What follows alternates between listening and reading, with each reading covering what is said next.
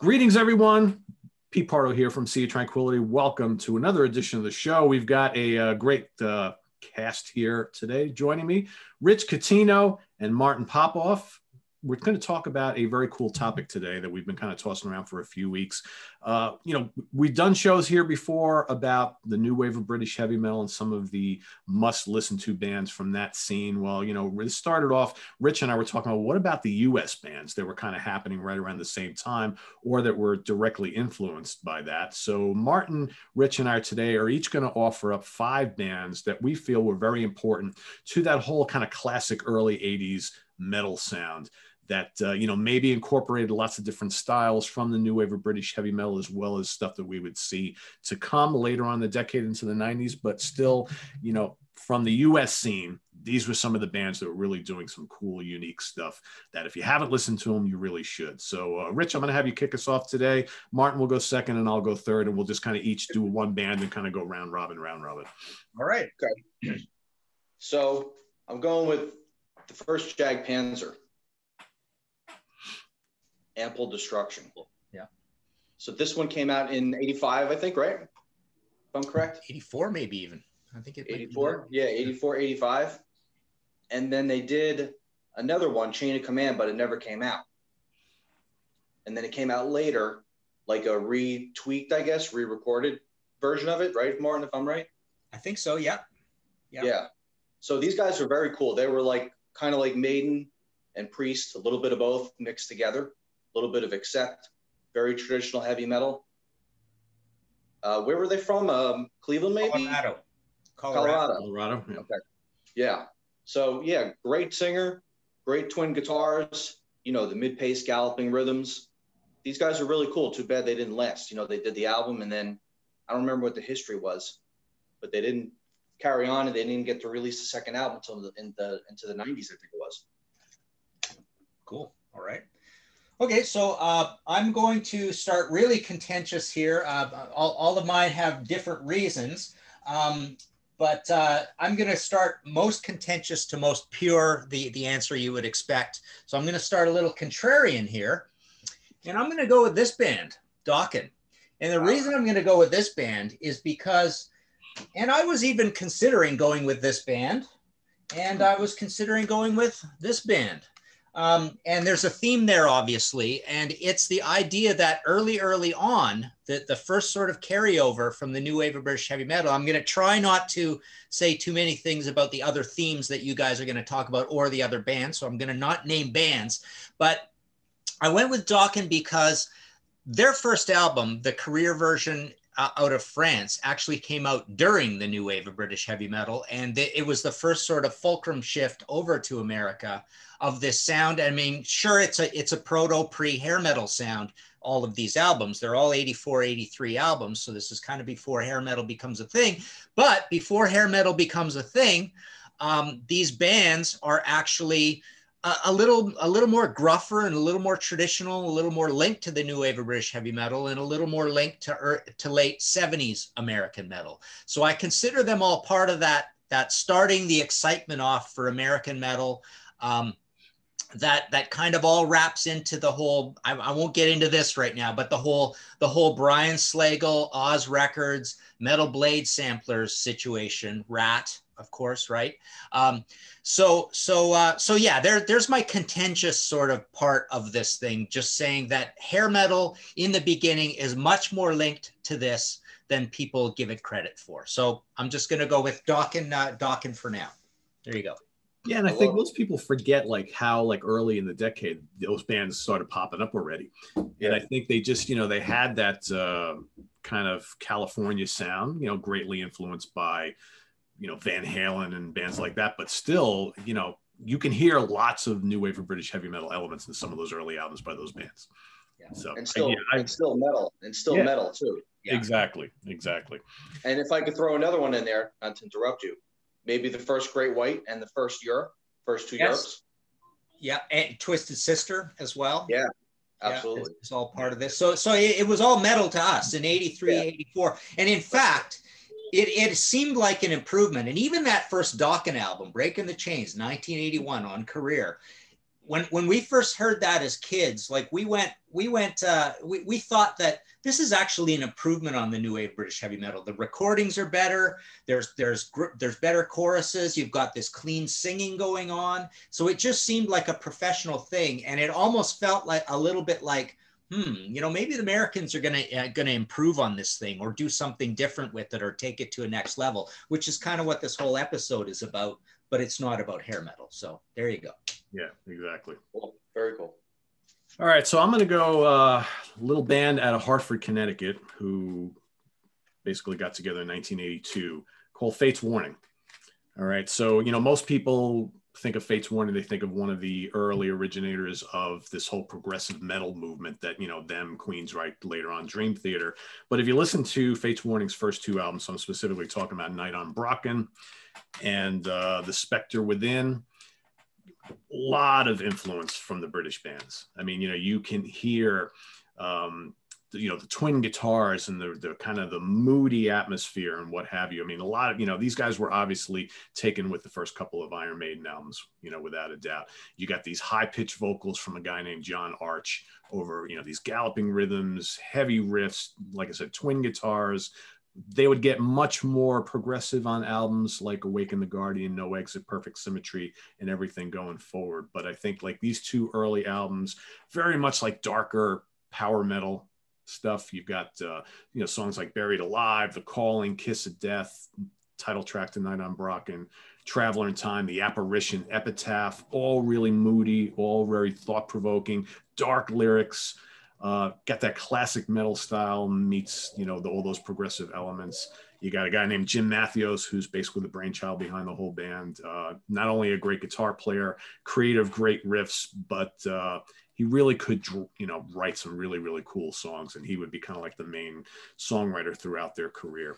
So again, you know, along with Queensryche, who I think kind of also sort of kind of live in this space here, I think a really, really important band to the early 80s heavy metal scene here in the US. And obviously, like I said, I think these guys listened to plenty of those old 70s Rush albums, as well as the early Iron Maiden catalog. And, you know, they would get another vocalist a few short years later in Ray Alder, who's been with the band ever since. Again, another unique vocalist. And I think what we're going to find in a lot of these bands we're going to talk about today all had really, really good singers and guys, you know, guitar players who really drove the kind of the songwriting on these bands. But I think a very important band that are still going strong today. Cool. Great choice. Back to you, Rich. All right. Going with a band from Texas, Hellstar. So the first two, I would even say. First one, maybe not as much as the second one. This is the first one, Burning Star, which was very cool. That's the other cover. There was two different covers. Right, yeah. But I would go with probably Remnants of War more than the first one. This is much more evolved than the first one.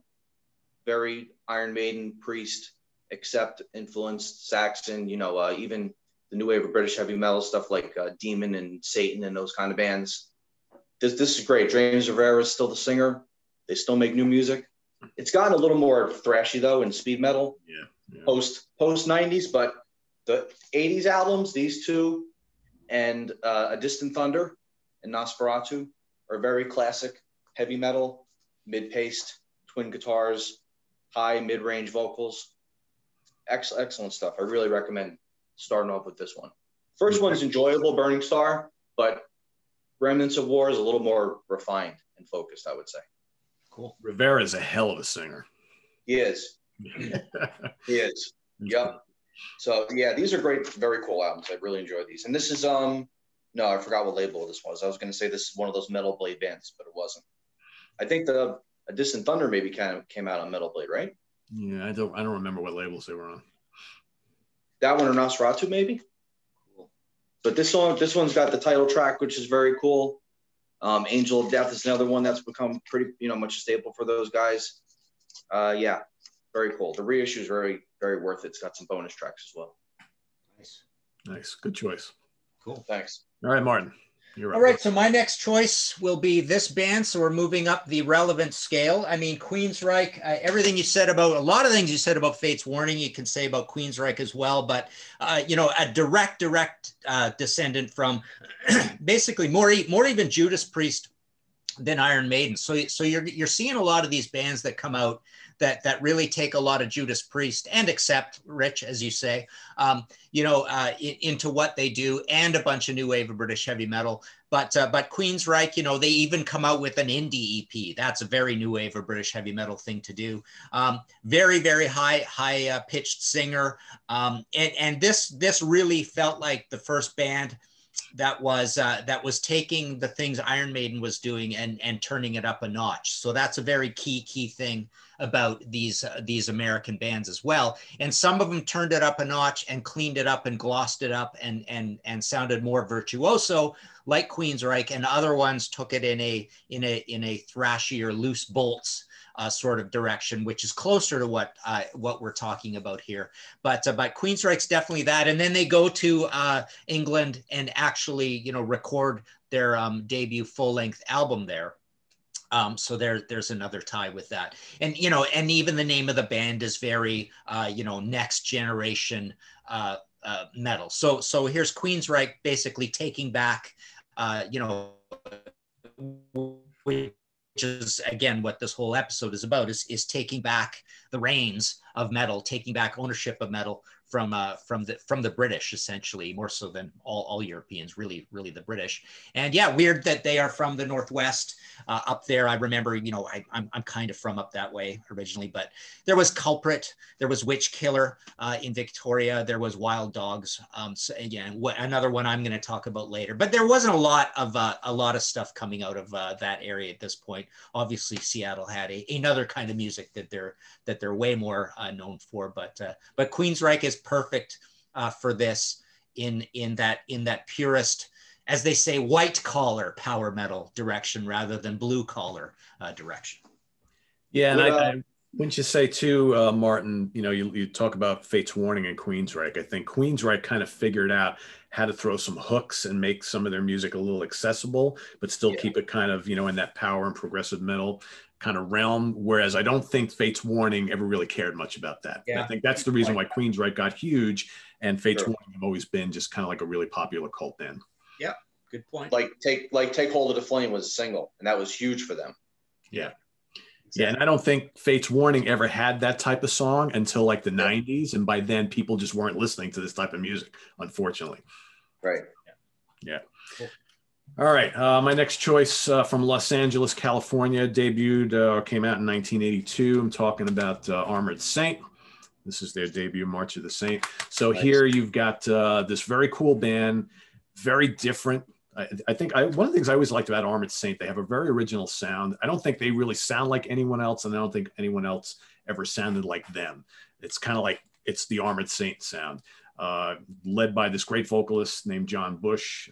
You know, he's been with them throughout their entire career. You know, originally they kind of had this gimmick thing. They would go out and play live and they wear all this ridiculous battle armor. I remember the first time seeing them with Metallica and Wasp, the tour for this first album, and seeing them up on stage. I'm like, this is kind of cool, but it's kind of ridiculous. But their music just really kicked ass. I always liked it. But, you know, it was always really melodic. And I think that's kind of followed them throughout their career. The band, the music is heavy, but very melodic, very anthemic, very memorable. So, you know, I mentioned the debut. They released Delirious Nomad. They were just cranking out albums for a couple of years, Raising Fear. And then early 90s, you had Symbol of Salvation. And then, you know, of course, they disappeared for a while. John Bush went and joined Anthrax. Dave Pritchard, their original lead guitar player, died from leukemia in like 1990. But a lot of great songs. I mean, you know, got title track to March of the Saint, really memorable. Can You Deliver? Madhouse, Glory Hunter, Over the Edge. Conqueror, Raising Fear, the title track to that album is excellent. Out on a Limb, Chemical Euphoria, you know, some of the more popular songs by them. And, you know, but they got back together after John went to Anthrax. They kind of reassembled. Both the Sandoval brothers are still here. You got Jeff Duncan on rhythm guitar. who actually replaced Dave Pritchard.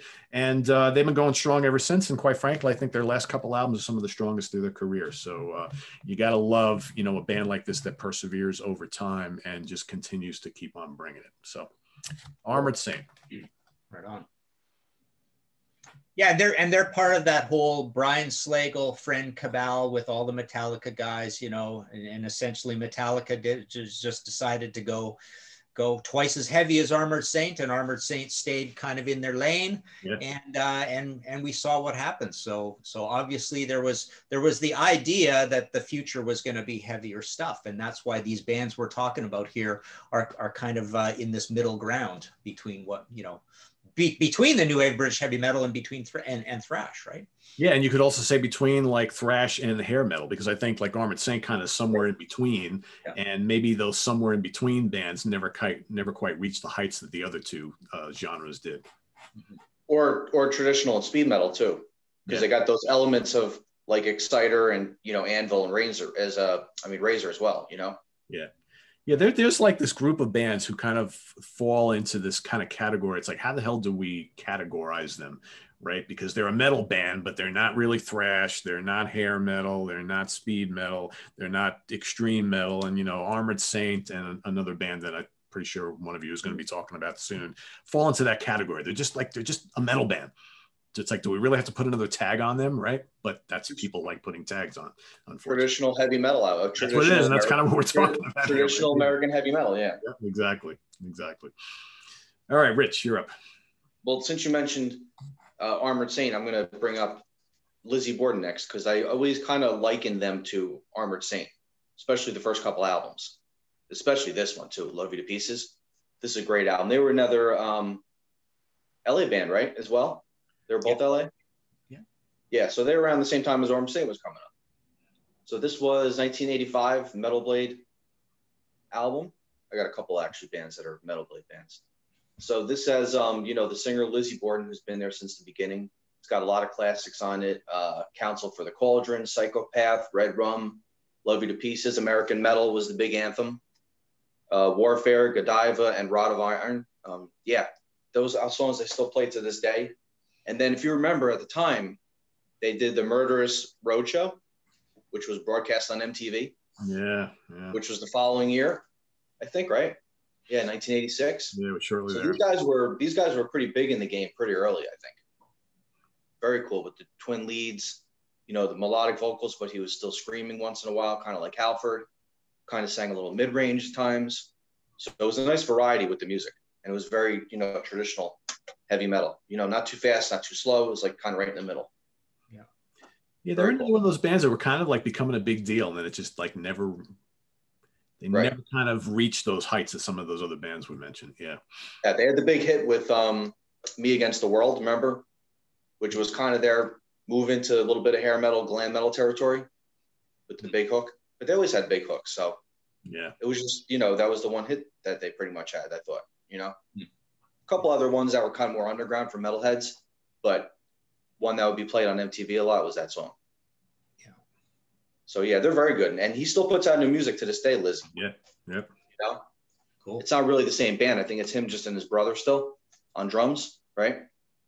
And then the rest of the band is a whole bunch of new guys. Yeah, they just released. I don't remember which label. Just released like a Lizzie Borden greatest hits of like the latter period. Yeah, right. It's like yeah, and the last album was My Midnight Things from 2018, which was pretty cool. It's pretty recent, yeah. So they're still active. Lizzie still keeps it active. But yeah, really like Love You to Pieces, and Menace to Society was really cool. What else? Visualize, and then Master of the Skies was really good. That was almost like a prog kind of metal album. That was very good. I really liked that. Title track was very catchy. Neat. So yeah, great band if you've never really listened to them. I'm sure most people have, though. Most people know them. And probably most people listen to some of those early albums, right? Yeah, probably right up to Master of the Skies, which was 1989. Yeah. And then they went away for quite a while until Deal with the Devil in 2000. Yeah, I think there's like a theme here. A lot of these bands kind of like disappeared during the 90s. No surprise there, right? I think that happened to almost everybody, right? Exactly. Aside from a handful. Yep. The 90s were not great, and not a great decade to some of these bands, unfortunately. Yeah. Yep. Okay. All right, Martin, back to you. All right. So my next choice is, speaking of, bridge terms and bands that, were literally between the new wave of British heavy metal and thrash in this case is Anvil. Now we cheat a little bit because it's a Canadian band, but Canada and the States often get lumped together in these sort of discussions, which North is America, good enough. They're very similar. And it's funny. So I was thinking speed metal, and I went back and thought, I wonder how many of these bands I was talking about in this book here. So I did this thrash trilogy thing. And this one, the very first one, actually ends in July 83 when Kill 'Em All came out. So it's 220 pages of mostly 80, 81, 82. And there's a lot of Anvil in here because this book is essentially, it's called The Birth of Thrash, but you could call it a speed metal book because essentially what we're talking about is one of the big bridge terms is everybody who was speed metal. And the cool thing about Anvil is that they were essentially thrash quite often on these records, and even Lips as a vocalist is moving towards that thrash vocal a little bit. He's a bit of an extreme vocal. There's an over the top. We used to use that term OTT, a drummer in Rob Reiner. So a really cool band chemistry with this, and essentially these two records being 82 and 83. They're huge classics. They're both amazing records. But the problem is, again, a theme that you mentioned is the band never kind of grew. And if you're not going to grow and move into that Metallica, Megadeth, Anthrax, Slayer, Big Four range, you're going to start sounding a little dated, which is kind of what happened to bands like Lizzie Borden, right? You're sitting in this pocket that, heavy metal in general is a big thing. You've got hair metal, which is the massive thing, blotting out the sun. It's essentially, I would say, 30 to 40% of the business. And then the other, another big 30, 40% of the business is all the big 70s bands who were fortunate enough to cash in on the whole thing. And then you had thrash as this bubbling underground thing. And then you had all these bands who were the theme of this show, who kind of like date out of the thing because they don't grow. They stay in this sort of middle lane where we don't quite know what to call them. And when you can't give that elevator pitch and say exactly what they are, that's when you kind of fall between the cracks. And that's what happened with Anvil moving forward. But in 82, 83, they were state of the art. I mean, literally, they were one of the most extreme things going outside of Venom, which is a whole different kind of extreme. But before Kill 'Em All comes out, metal on metal, and that's why Metallica loved them so much, is because they were essentially one of these bands that is a true blueprint. So we always got to give Anvil props for what they did, but then unfortunately the career takes a droop later on, and they never sort of move forward. So there you go. You know what a lot of these bands didn't have either was the big MTV hit too. They didn't get a lot of rotation on MTV, like Jag Panzer or Hellstar, or even two that I'm going to talk about next, Omen and Attacker. They didn't have those videos that you would see on MTV. That was the other factor too. Yeah. And if you're a small band, if you're on a small label, or if you're from Canada, or if you're not from one of the music centers, if you're from Colorado or Connecticut, you don't actually move to LA, you're going to always have that problem where there's going to be a glass ceiling on what you can do. Yeah. And I think, Anvil they were like a word of mouth band back then. And it's like, most people, you saw those LP covers in the record shops and you're like, that looks pretty metal, right? I mean, they had a great logo. The album covers were cool. And then once you listen to the music, you really dig it. But then, like Martin said, very shortly thereafter, all of a sudden you had, bands like Metallica and Slayer and all these other groups coming out and taking that style, making it even more extreme. And Anvil kind of kept plodding along doing the same thing. And I think they just kind of really didn't grow with everything that was going on. And maybe that's a good thing. I don't know. I think we're talking about a lot of bands here who kind of like had their little niche and they just kind of stayed in it. And maybe in the long run that hurt them from a sales perspective, who knows? I definitely think we can talk about that with this next band. I think this band, for some people, you either love them or you don't. and I'm sure there's a lot of people who've never listened to them before. I'm talking about Cyrith Ungle, okay, from Ventura, California, who actually formed in the early 70s, but they didn't actually start releasing albums till the early 80s. So, you know, this band, you know, just throw up some of their albums here, and, you know, great album covers. Yeah, totally. Kick-ass album covers. And they were into this whole kind of, you know, the first album's called Frost and Fire, and that perfectly like kind of explains the music that they created. But, you know, their roots were in progressive metal, 70s or progressive rock, I should say. And they kind of took that to create this kind of like epic and doomy heavy metal style, which was often unique. Actually, most of the time pretty unique. They're actually, you know, they've been called one of the first power metals in the US ever. And, you know, that's arguable, I guess, but kind of polarizing because they got this guy named Tim Baker who sings for them, who's got this just crazy unique voice. Like I said, you either love his singing or you don't. And I remember like the first time I heard the first album, I remember buying this first album because, you know, you see something like this sitting on the record shops. And if you're a, you know, 16-year-old kid who's into like fantasy and horror and heavy metal and all that kind of stuff, you see this doesn't get more metal than this, right? And I saw this, I immediately bought it. And then I remember the first thing I was like, wow, that's kind of extreme vocals for the time, right? You know, and then this album too, which is a little more sophisticated and the epic arrangements and, you know, the really inventive guitar soloing and riffs. And I just said, you know what? I love the music so much. I'm going to kind of force myself to get used to his vocals. And I actually did.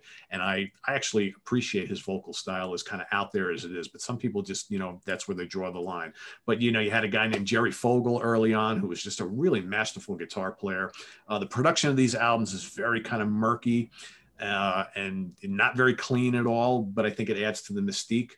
You know, again, we got, you know, One Foot in Hell from 86, King of the Dead from 84, and Frost and Fire from 82. So that was their big kind of flurry of activity. And, you know, these guys, well, these reissues are Metal Blade, but was it Combat Records? I'm trying to remember. Or were these original? No, these were original Metal Blades, because I actually talked to Brian Slagle about this. Yeah. And they really tried to push this band, but again, not a very accessible sound, but some great, great songs. You got, you know, the title track to Frost and Fire, Atom Smasher, Black Machine, Master of the Pit, King of the Dead, Blood and Iron, Chaos Descends, just these big lumbering heavy riffs. At times they got a little speedy and almost thrashy, but then they would do like these doomier tracks, lots of guitar solos, pretty complex passages.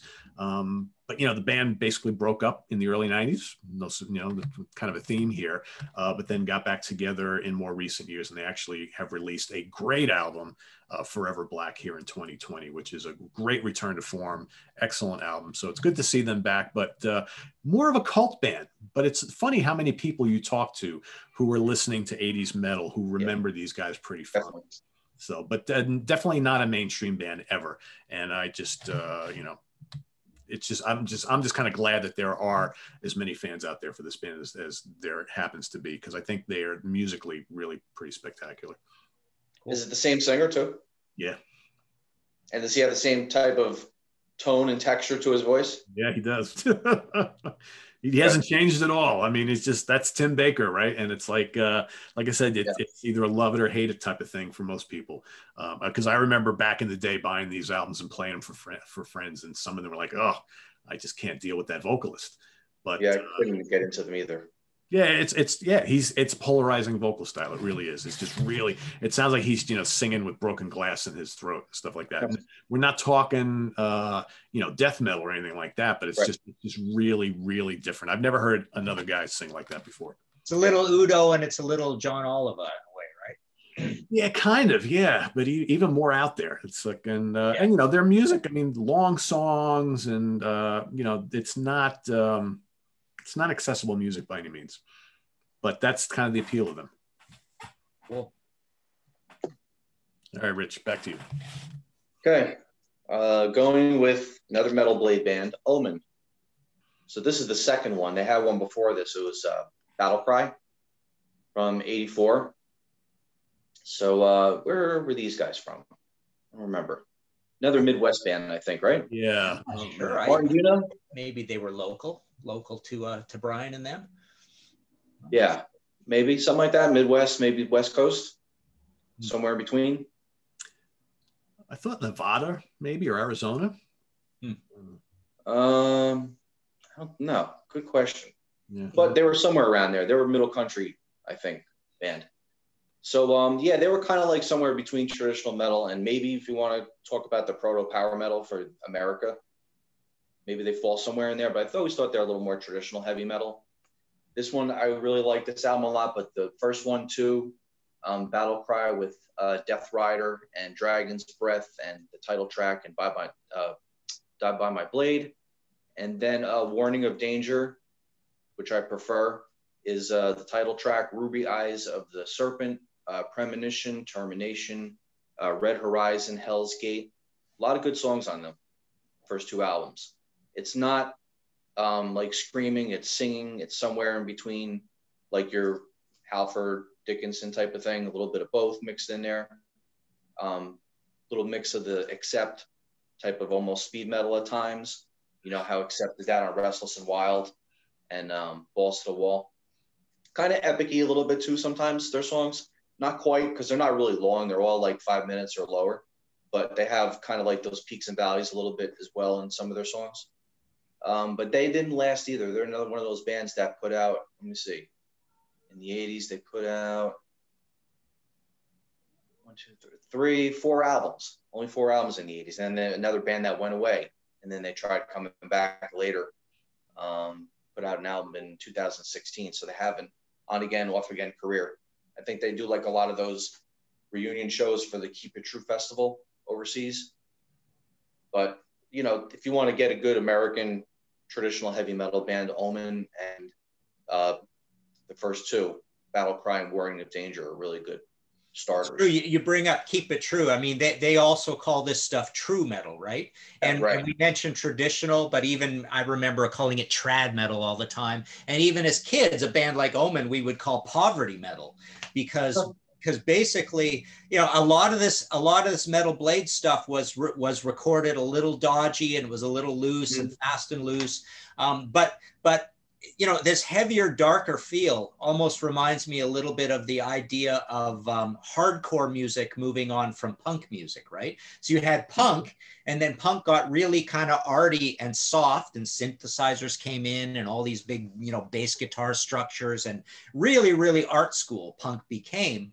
And then to swing it back, it got hardcore and oi and all that. And so you had UK hardcore, then you had California hardcore. So all of this kind of metal is like just turning the jets up a little bit on the new wave of British heavy metal. And you know, you mentioned Omen. I mean, the whole theme of this episode is very purely talked about by this 20th anniversary Metal Blade box set. And you know, there's also the Metal Massacre set. Yes. Yeah. Those things, you know, the first 3 or 4 or 5 of those is really the pure, like, poverty metal grinding theme, absolute purity of this episode. So you take everything we're talking about that is around the fringes and just go right to the hub of the bike wheel. And it's all happening with Metal Blade. And that's why I did an episode of my podcast, History in 5 Songs, that was called How Lars Ulrich Invented Hair Metal.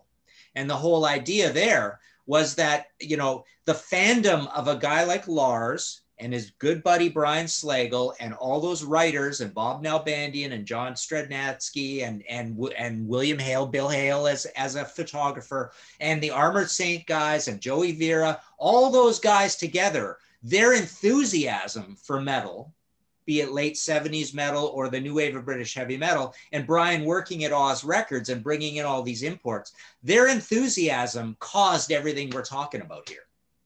Yeah. And, you know, I totally agree with you. There was a lot of those early Metal Blade albums, and we've talked about a bunch of them, and specifically those Omen albums. I remember listening. Yeah. They all have a similar murky production quality.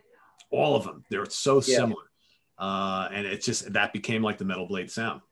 But and dodgy, right? It's murky, sometimes dodgy, sometimes good. You know, everybody's recording on a budget. And then you had the US metal and you know, those compilations and the bands there, and the productions were even worse. So that's one of the things. This is one of the few areas, including early, punk and new wave of British heavy metal. But this is one of those few areas or times in metal history where you could actually say there are some bad recordings out there, some albums that were hobbled because the recordings weren't so great. Not enough bass, not enough treble, not enough takes.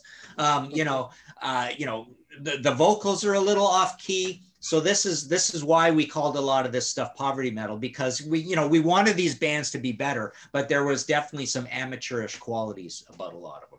Yeah. Well, I would say like Omen maybe and Jag Panzer had the lesser production, but Lizzie Borden was definitely better produced. Mm-hmm. And even Hellstar, by the time you get to Remnants of War, I would say, was better produced than those other two bands. Yeah. Yeah, I mean, you can even look, which I talked about Fate's Warning before, the production qualities between Night on Brocken and The Spectre Within are pretty, you can hear it. I mean, there's a big difference there. And then we're only talking about a year, right? Yeah. So. And by the time you get to No Exit, that's when it really sounded great, though. Oh, yeah. Yeah, absolutely. That's a great sounding album, I think. Yeah, it is. Cool. All right. And even Armored Saint, listen to the production between those first two albums. Yeah. I always thought that March of the Saint had great songs, but the production is kind of lacking, and it just kind of was missing the balls that band would show on subsequent albums. So it just seems to be happening this lo-fi production on a lot of these early albums from some of these bands. Pretty consistent. I think Delirious Nomad sounds good though. Yeah, it does. It does. All right, Martin, back to you. Okay, so my next choice, moving up the purity level, this is a purity band. They're a pure band. They belong in this in a big, big way, but they're also outsiders because they have big mouths, right? Eric Adams and Joey DeMaio from Manowar, right? And the first record's on a major label. The second record, we're a mega force band, right? So this is the other thing that's happening that we haven't talked about. There is an East Coast thing happening. You've got this great label, Mega Force, with Johnny Zazula and Marsha and The Store, and they're huge enthusiasts over on the other side. And they're even bringing over, Metallica and those guys. And then you've got the Old Bridge thing going on. You've got Exciter coming down for shows. So they're helping to cause all this enthusiasm for this stuff too. But a little bit of an outsider band again, because, Joey and Eric could, the whole shtick of this band obviously is to say we're the greatest band on the planet. Nothing can be better. Nothing can be heavier. Nothing can be more virtuoso than Flight of the Bumblebee by Joey, right? So it's a little bit, they're in character when they're doing these interviews and saying they're the biggest thing and death to false metal and all that stuff. So we love them, but they definitely, those egos, some people kind of took it the wrong way and they became a little bit outsiders. And, this record right here has the biggest links back to the whole new wave of British heavy metal, because this one didn't even come out in Canada. It didn't come out. Buy the import. This is my import copy. It's called Hail to England. And the whole idea is, by that point, they're so much outsiders in the American scene, and they're feeling like they're really getting no love because American metal hasn't really kicked off yet. Manowar's in there super early, that they felt that all the love for this kind of music is happening over in the UK. So they called this thing Hail to England. And but again, they're so pure in the idea of this American power metal thing, because they had all the power metal themes. They were super heavy early on when it wasn't fashionable yet in America to be heavy. And they had, the big Valhalla and Viking and the Furs and all that stuff. So they had all these power metal tropes in terms of visuals and the storytelling of the lyrics. So very, very pure band and all this thing, but oddly a little outsider. Like Rich, Omen is so much more an insider band, because the whole Metal Blade family is really what all of this is about. And Manowar wasn't really fitting in the family because of Joey and Eric and how they are the greatest metal guys of all time. So there you go, Manowar. That album, Hell to England, Pete, you put that into your list for the power metal albums, right? And we talked about that. Yep. So I think great one. Yeah. Yeah, I think that started with them for the power metal anthems for them. And I love the follow up too. I played the hell out of this. Those first couple are so good. Yeah. So Martin, would you put them into like the category of power metal by the time you get to Hail to England, like along with even earlier, they're literally one of the founders. My founder thing kind of goes a a little bit Uriah Heep because of Demons and Wizards and the quality and the epicness of like a Magician's Birthday or whatever, blah, blah, blah. So Uriah Heep, Judas Priest, Accept, Dio, Ingve, but Manowar is super early. They're a founder. They're an absolute founder of the whole thing. And Iron Maiden. Me and Pete talked about that too in that episode, right, Pete? Yeah, I think, Manowar, they took themselves very seriously first.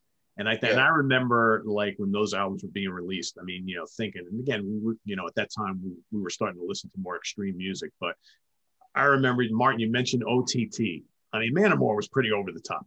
Mm-hmm. They were. Everything that they did was over the top. And they had really strong opinions of themselves and their music and their play, where their place should be in metal. And they basically didn't compromise that at all.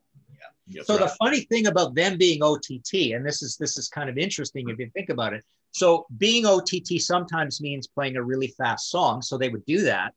But, their attitude was you have to have the absolute best operatic top of the line singer. We don't want a growling, gruff thing. So right. On top of it, they put a guy who's comes from that Sad Wings of Destiny end of things. So they say to be totally OTT, everybody in the band has to be a virtuoso. And at the vocal end of things, virtuoso to Manowar means operatic. So there you get an Eric Adams. And to add more to that, so when we play live, we're going to be louder than any band on the planet. And I will say, I only saw Manowar once. It definitely is in the top 3 loudest shows I've ever seen in my life. It's unenjoyable. It's unenjoyable at some point. Yeah. I saw them twice, exact same thing. They were so loud for the venue that they were in. It was painful. Yeah. But it was really, really well done sound, that Doc sound, their sound guy. I mean, it sounded amazing, but it was super, super loud. Yeah.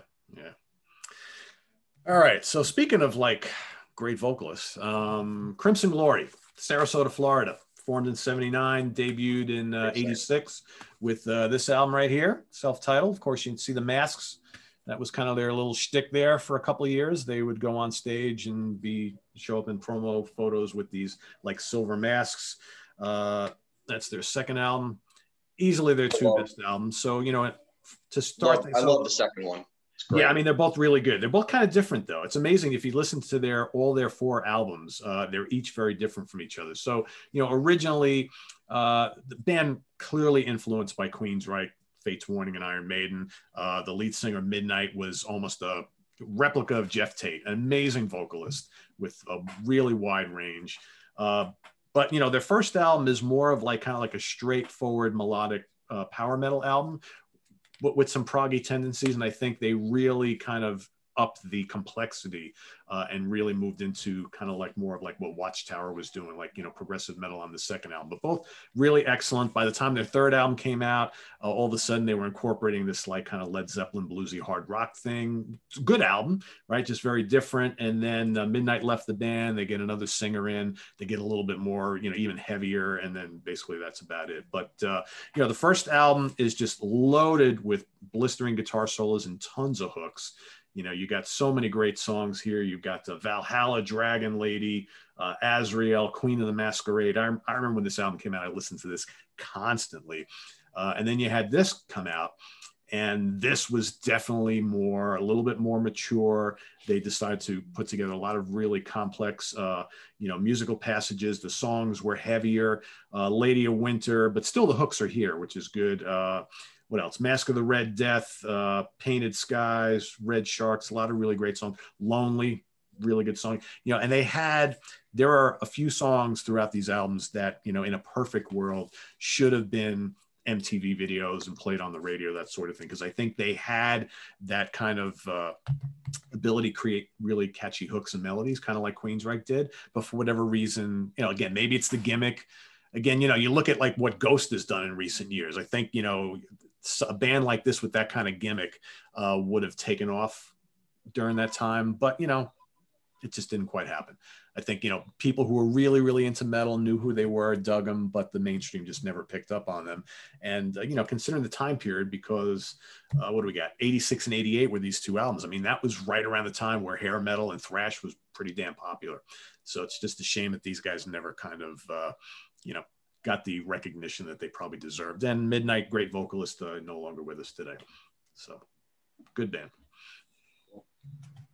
What was the video that they had on MTV?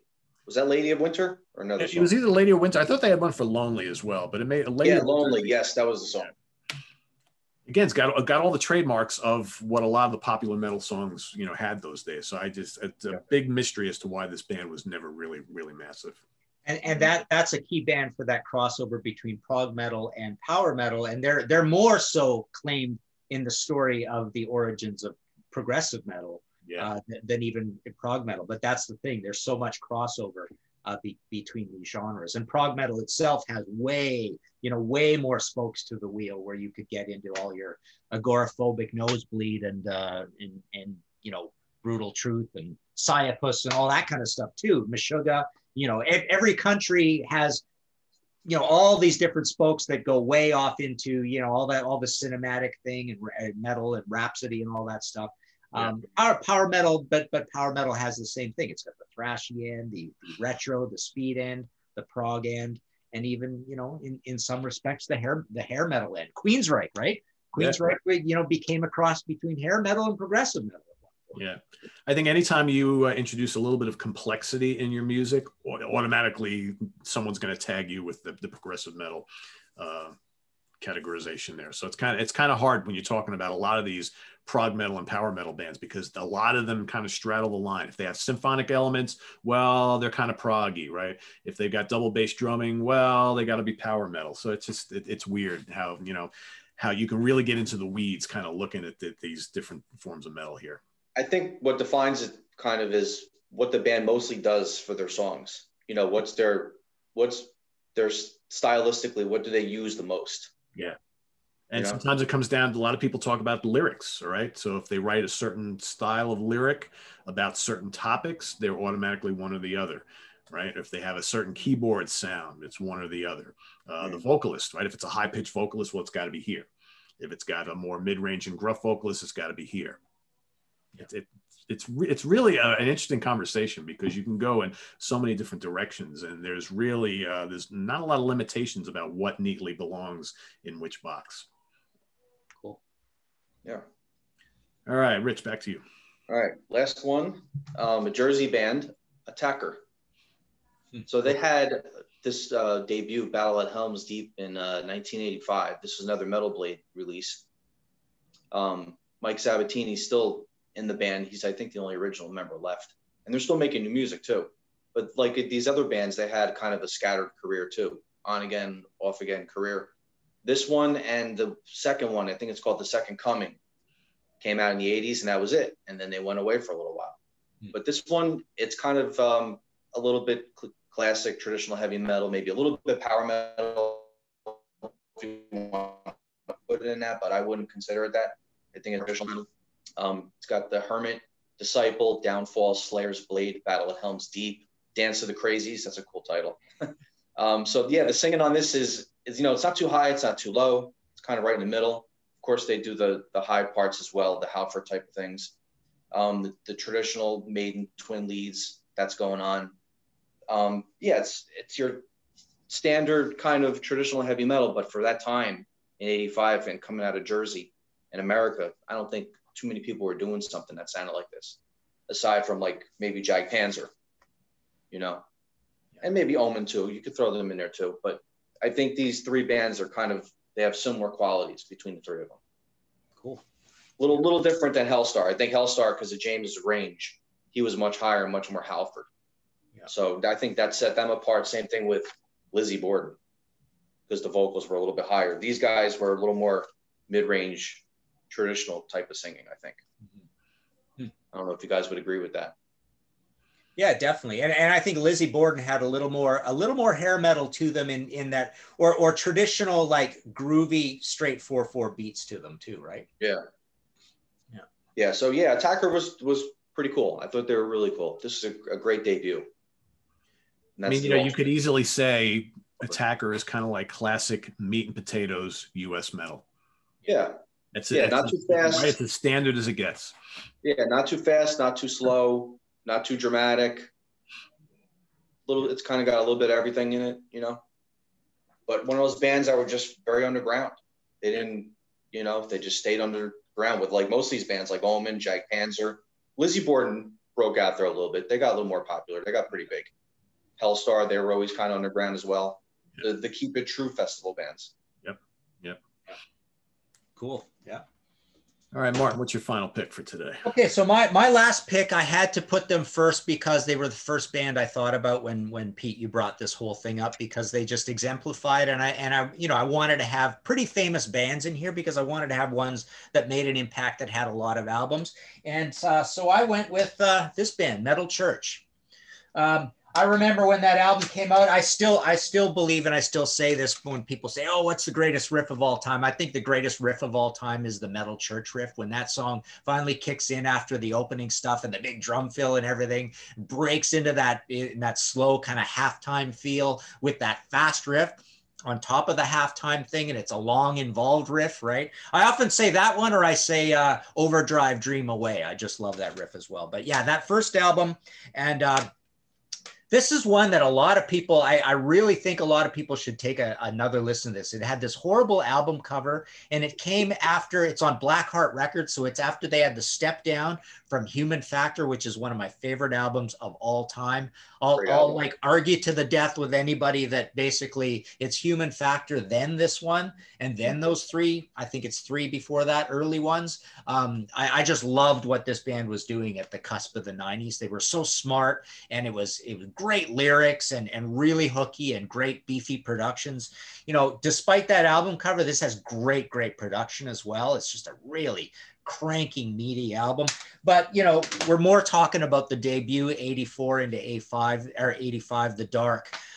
They were a pretty big band. They were on a major label, but they fit so perfectly this idea of, you know, you can't put the tag on them the same way that Metallica is starting to take off, and Anthrax by the EP and the second album is starting to change. You know, Megadeth, I was even going to include Megadeth in this thing because I thought Megadeth early on was not that much of a thrash band.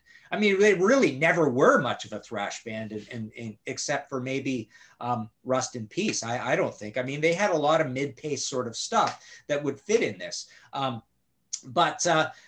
But definitely, you know, Metal Church had all of those traditional elements with a bit of fastness. And then you get David Wayne's vocal on that. And Rich, as you say about some of these bands that you're talking about there, they can do a few different things, but they can be guttural and grindy at the same time. And David Wayne was perfect for that as well. So these guys, you know, did all that different stuff. Again, it was just like this up ratchet on the new wave of British heavy metal, this sort of heavier, darker version of Judas Priest. That's kind of what you got with Metal Church. And oddly, again, another Northwest band where there weren't a lot of Northwest bands. But yeah, they were the first band I thought of, you know, that came to mind. You know, they backed up Metallica on tour, but you know, that's a little bit of that subtle thing where the smart headline band wants to pick a band that sounds a little bit like Yesterday's News, right? So they can be better. They can show the contrast, and you saw that contrast a little bit with Metal Church backing up Metallica. It's like two great bands, but this one's doing kind of the old music, and this one's doing kind of the new music. So there you go, Metal Church. David Wayne had a really unique voice. It was like kind of almost screechy and kind of evil sounding a little bit as well, depending on the song. Little bit of Blitz too. You know, Blitz had a little bit of the David Wayne thespian quality to him. The little crazy man. I'm the crazy man up here kind of guy, right? I'm the serial killer vocalist, right? So Blitz, I think, has a little bit of that mischievous Dennis the Menace David Wayne in him, I think. I like your little comment about Metallica taking them out on the road as kind of like, you know, maybe a band that definitely won't upstage us, and maybe they're kind of like Yesterday's Metal. And it's funny because I think like 2 shows in a row back in this time period where I saw Metallica, the first time they were with Armored Saint, and the second time was with Metal Church. And ironically, you could say the same thing about both those bands. Yeah. Right. Exactly. Yeah. Interesting. Yeah. I mean, it's amazing when you look at the career of Metal Church, how really good so many of their albums are. And I remember the first time I heard the first album, man, what a ferocious album. And then the second album was more refined. And then, you know, they get the new singer, and it's so many great albums in a row. And I still really enjoy their new stuff. Because you've got a genius in there in Kurt Vanderhoof, you know, yeah. Ballet, all that stuff Kurt did. You know, he got involved with Trans-Siberian as well at one point. I mean, he was a West Coast guy. I think he was maybe even a sound guy or something. But just one of those true musical geniuses that just writes amazing songs and can do so many things, and it can be so versatile. And you know that he's just a massive musicologist. He's a huge music head, right? Yeah. So with him writing the songs, you know, you can't screw up. You can't make bad albums. And he's a hell of a nice guy with a great sense of humor. Would you guys ever put Metal Church in like speed metal or thrash metal, or you think they sit right in well with this American traditional heavy metal?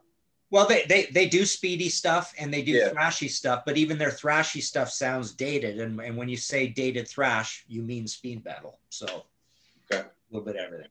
Yeah, they're one of those bands that kind of like has elements of all these things we're talking about, but they never went full on into any of them. Right.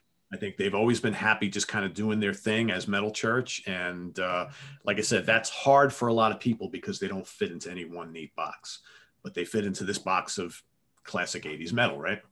Or US metal. But yeah, great band. I totally dig them. So my last pick here is might be the most obscure out of the one, arguable here. A band called Manila Road from Wichita, Kansas.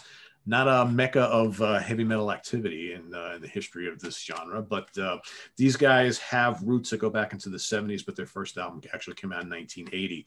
Originally more of like a prog and like space rock band. And then with their album here from, what year was this, 83, Crystal Logic, I think they finally decided, you know what, we're going to play in this kind of heavy metal space. And they made a whole career out of that, and they actually did really well. So you got, you know, that album, Open the Gates, The Deluge, Mystification is another one. They've got a ton of albums, all with really cool album covers that totally scream metal. You know, but they're another one of those bands kind of like Cyrith Ungle that has a frontman. This is Mark the Shark Shelton, who's no longer with us, may he rest in peace, who is their, you know, main songwriter, guitarist, and vocalist. He's got a really unique voice as well. He's got this real kind of nasally thing going on that some people are like, I'm not sure if I like that. So I admit, when I first started listening to this band, it took me a while to get used to his vocal style. It's, again, completely different than Tim Baker from Cyrith Ungle, but it's just really different. But the music is just absolutely great. It's this big, epic, heavy metal sound with just some absolute killer riffs, lots of guitar solos, and they didn't sound like anybody else. You know, maybe you could hear a little like classic mid-70s Priest from time to time, and they never really went too far into thrash, although they did a little thrash from time to time. It's just kind of, you know what, you can kind of, you can bring up Manowar. Sometimes like the guitar riffs are kind of Manowar-ish sounding, right, from time to time. But, you know, always an underground band. And I don't think any of these albums were decent sellers at all. But you talk to a lot of people who follow like underground metal, and they're absolutely beloved. They toured consistently all throughout their entire career up until a few years ago when Mark passed away. Some of their great songs are Spirits of the Dead, Haunted Palace, Shadows in the Black, the title track to The Deluge, Metal Storm, The Ninth Wave, and Crystal Logic, the title track to that album. Just really, really good. And they love longer songs. So usually most of their albums had like a couple like mini epics, you know, 6, 7, 8, 9, 10 minutes long, some shorter pieces, but really cool band, really, really different, but total Americana, right? Doesn't get any more Americana than Wichita, Kansas, right? One of my favorite grunge bands of all time is from Kansas, Lawrence, Kansas. Popoff with Dragline and Death to Traitors. Amazing, amazing album, their first one, Dragline. Really, really cool, kind of heavy, grungy album, but that's Lawrence, Kansas. But you're right, Manila Road, you always think Wichita, Kansas. They always say Wichita, Kansas, Manila Road, right? So I wanted to mention because they're on here as well, but just to close out, I mean, you know, I'm looking at the names on this Metal Blade box, and you've got Malice, Bitch, Demon Flight, Warlord. We've got Witch Killer, I mentioned before. Voivod in some ways fits a little bit into this. There's your Omen there, Rich. Flotsam and Jetsam. Yeah. Totally fits in this whole thing. Moving on, disc 3. So we're getting a little later. We've got Hallows Eve. Totally fits this whole thing, right? The whole meat and potatoes, as you said, Pete, right? Yeah. And poverty metal, right? But yeah, it's just so much of it had to do with the Shrapnel Records thing, the Mike Varney thing, those early shredders, those early samplers, the Metal Blade samplers, the Metal Blade EPs. There you go, Vicious Rumors. Vicious Liege Rumors. Lord, we didn't have a Liege Lord, millions. Liege Lord. Yeah. Tons And of that I pulled out Malice too as an honorable mention as well. The first one's great. Yeah, Hitman, right? Hitman as well, you know. Yeah, for sure. Yeah, Liege Lord are actually a really good band. And I pulled out a third one too for an honorable mention. The first Leather. Oh yeah, Leatherwolf, absolutely. Right. The first one. Yeah. So much of that made in the twin leads in there, right? Massive guitar playing on those Leatherwolf albums. Yeah. And they used to have 3 guitar players on the next 2 albums, I would say, right? I think it wasn't. Yeah. First one, maybe the first one had 3 guitar players as well, still. Great. If I remember correctly. Yeah, they were awesome. Yeah, we can go on and on all day talking about bands that kind of fall into this space here, but I think we mentioned some really good ones for, so if there's anybody watching who has not investigated any of these bands, hopefully we've given you some albums and songs to go check out. And, feel free in the comments to put other acts from this 80s US metal scene or North American metal scene that maybe we didn't mention today that are worth, notifying other folks about. So this was fun. I want to thank Rich Catino and Martin Popoff for joining me on this little excursion into classic 80s metal sound. So this was a lot of fun. And make sure everybody visits us on the web at www.seatranquility.org. We're on Facebook. We're on Twitter. Of course, we're here on YouTube all the damn time. Martin, you want to plug anything? And Rich, you want to plug anything before we let you go? Well, just, my books are all at martinpopoff.com. We've got these coffee table books that are coming out. I got the Thin Lizzy one. I've still got a supply of that one. I'm actually just running out of the Van Halen one, but Thin Lizzy, a visual biography, that's up at the site. I've still got the Iron Maiden trilogy. I've still got this thrash trilogy thing. So I've still got Hit the Lights, Caught in the Mosh, Tornado of Souls, actually, which I just put back in print. So yeah, martinpopoff.com for all the books, and I sign them, ship them out of the office. Cool. How about you, Rich? I write for metalasylum.net. We do a Facebook Live thing every week or every other week. I write for Brave Words, and I work for the Metal Hall of Fame as well. Cool.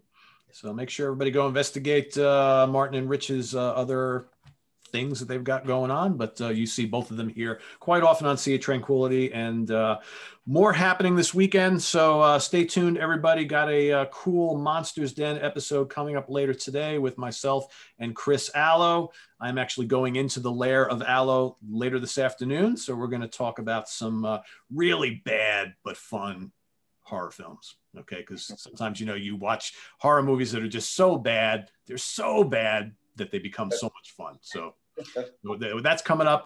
Rich is also coming back on the show in a couple days for another Monsters Den episode. Martin and I got a bunch of things we're going to be working on over the next couple of weeks. So stay tuned for all this, and we'll see you all real soon. Take care. Thanks, guys.